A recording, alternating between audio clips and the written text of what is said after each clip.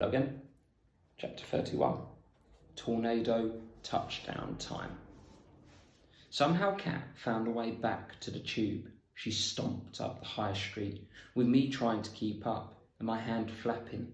And then she asked directions from a man who was painting a railing, and he pointed a finger and she stomped on, acting as if I wasn't there. And I kept up after her until we got on the tube. We travelled a long way home in silence. Then we walked back up the main road and into our street, and still she said nothing, but at least she let me walk beside her now, and her lips were turned down, which meant she was more sad than angry. Outside our house, she stopped and said, "We're for it, Ted. Our hair isn't even wet." I touched my hair, confused. Then I remembered we were supposed to have gone swimming. "Maybe we can just sneak in," Kat whispered. She got out her key and was about to put it in the lock when the door flew open. Mum stood in front of us, barring the way. Her hair was messy and her eyes were as wide as volcano craters. She dangled our swimming gear before our eyes. Kat's bikini, 2 sets of goggles, my trunks. She spluttered, dropped the lot, hugged us, cuffed Kat round the ear and screeched, "You disobedient, lying, cheeky." And as for you, Ted, I'm shocked. I don't know what got into you, writing that lie about going swimming. I've been worried witless. Kat walked past her with her hands over her ears. "Don't you swan off like that until I've finished with you." I hovered in the doorway, frowning and thinking of swans gliding away in the pond in the park. Then I mumbled, sorry, Mum, because I knew she was angry, but she didn't hear me. I picked up the thing she dropped. She yanked me into the house and slammed the door. That Mrs. Hooper across the road's peering out again. God only knows what the neighbours think. TV crews, police cars, I've just about had it. Gloria's gone mental. You two vanished. Have you ever any idea how I've been feeling? Kat laughed. She kicked the skirting board and hooted, "The neighbours," she screeched. She doubled over. Typical grown up. Her voice went up an octave and she crooned, "God only knows what the neighbours think." Is that all you care about, Mum? What the neighbours think? We've been trying to help, trying to find Celine, but you're not interested, are you? You don't want to know what we think, do you? All you care about is what the neighbours think. Celine might be dead for all you care. Mum stood, eyeball to eyeball with Kat. "Don't you dare say that. Don't you dare."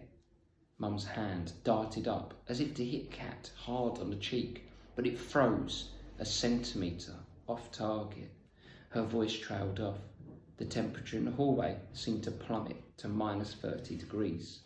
Kat stared at Mum, her eyes round. "Go on, hit me," she hissed. Mum shook her head, and I could see tears falling down her cheek. Her hand fell to her side. I stepped forward. "Mum, Kat," I said, but they paid no attention to me. Then Kat's lips started to wobble.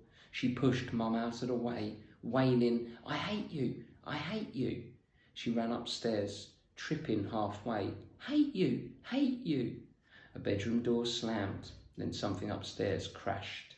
It was tornado touchdown time, or tea times 3 in our house. This is my way of describing what it's like when people have really bad arguments, and it is the worst place to be in all the world. Mum slumped on the bottom stair, head down in her hands. Her shoulders heaved and she made a strange noise. I'd never seen Mum like that before. "Oh no," she moaned, rocking herself. "Is there no end to this?" I wasn't sure whom she was talking to, and I looked around. I was the only one there, which meant she was either talking to me or to God.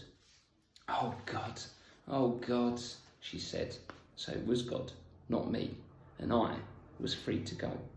I decided to check out the weather in the back garden. I walked fast through the kitchen and out into the back garden, my hands still flapping. I did my pacing, counting the strides to get from one side of the back garden to the other. 12.5 strides long, 7 across. I ducked under a line of dry clothes, grabbing onto a sheet. I left a grubby stain. My fingers were still black from going through the phone book earlier. Eye of the needle solutions. That's what I needed. A solution for the impossible. How you get through a needle point. How do you disappear from a sealed pod? I thought of the girl on the motorbike, the pink sleeve in the photo. I thought of Dad's razor blade. I thought of the strange man, and the lady saying he was fired, and him saying we should find the bird with dark hair. And I thought of what Aunt Gloria had said earlier. If brains alone could bring something back, yours would do it, Ted. I shut my eyes and imagined a vast, silent void. I kept kicking the shed to make my brain focus.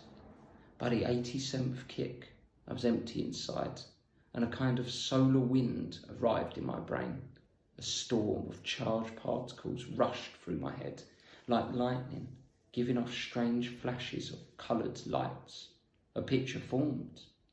It sparkled so hard it hurt. The pattern I'd half glimpsed earlier that day flooded back, but this time it didn't vanish. I caught it. I hung on to it. I made it freeze like ice. Then I knew, not where Salim was, but how he'd vanished like he had. That's the end. Catch up with you tomorrow.